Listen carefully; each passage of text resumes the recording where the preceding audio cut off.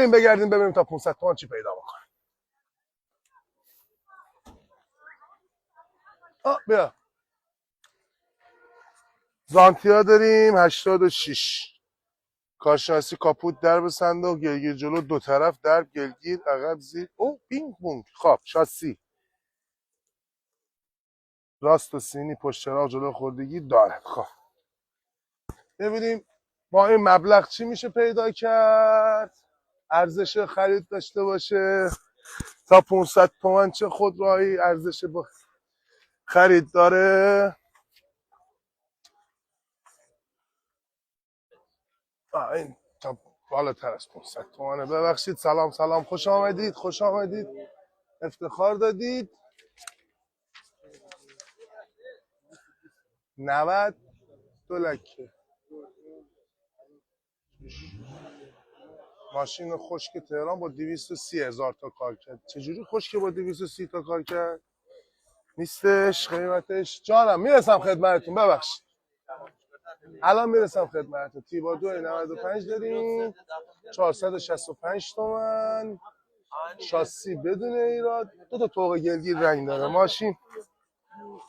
بعد نه بازم نه. تیبا 1 95 داریم 3 لکه رنگ ترک جوش داره بدون ضربه. نه اینم نه، اینم میرسیم روی به به. همه رو اعلام میکنی بالا رو نه قیمت بالا من اعلام نمیکنم تو مزایده.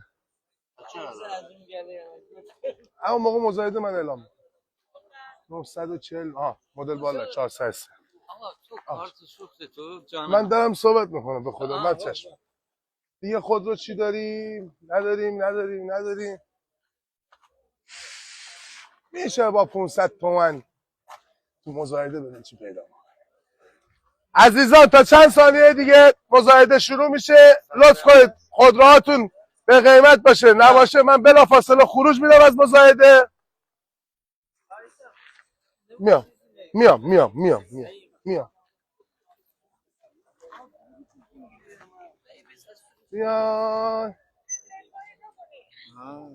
این برای ما آمرداد ببخشید برای ما افتخاریه که همکارانمون از قدیمی‌های استان هستن.